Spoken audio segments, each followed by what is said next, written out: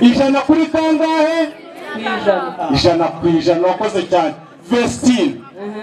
Mu bibazo byose twagusubije twakubindikiranije wapi urakoze cyane bamumbera amashyi.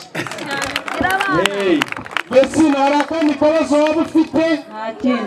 None kose gatoya Vestine dufashe mukuri wenda wowe ntabwo nzi gahunda yawe dusabira abantu bifuza kuba abayisilamu bigira hano kubera Imana abashaka kuba abasilamu mwese nimwigira imbere hano. Uwa mbere ari he? Imana ibamugisha. Tebuka ku ijwi ryiza rya Vestine.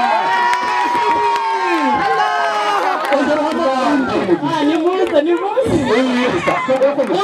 Komeza Vestine. Komeza hanga. Vestine ariyo yagiye. Urakoze cyane. Akira abantu she.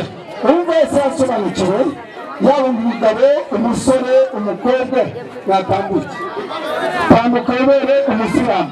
Takbir! Abandi bari hejuru abandi batambuka. Vestine tugaye ikaze mu dini ya Isilamu turagukunda uri mushiki wacu uri umuvandimwe wacu wabashije neza wasubije neza. Abandi bari hejuru Takbir! Allahu Akbar! Abangaba turabajyana i Kigali kujya kwiga.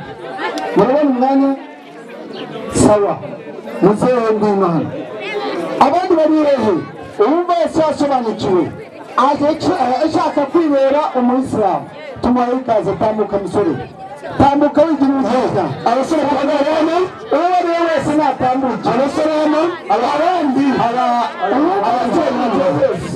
yewe umusore cyangwa umugabo cyangwa umugore cyangwa umukobwa tambuka turuguha ikaze.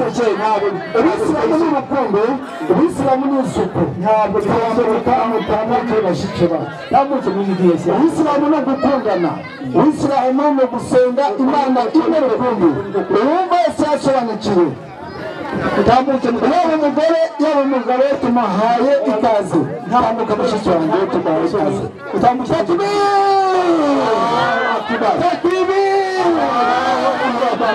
ikaze.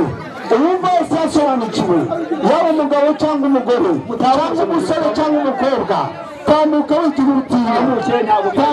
Tambuka utambuke bashiki bacu tubahaye ikaze. Tambuka mwarinjiye ejo Vestine wacu turamushaka namwe turabashaka. Mujye mwambara kimwe na nyina wa Yesu. Tambuka mwinjiye ejo mutagereza musaza tambuka tugahe ikaze. Tambuka sawa udaheruka musaza wacu udaheruka umusheri. Tambuke muzenzi nzira njyewe cyuma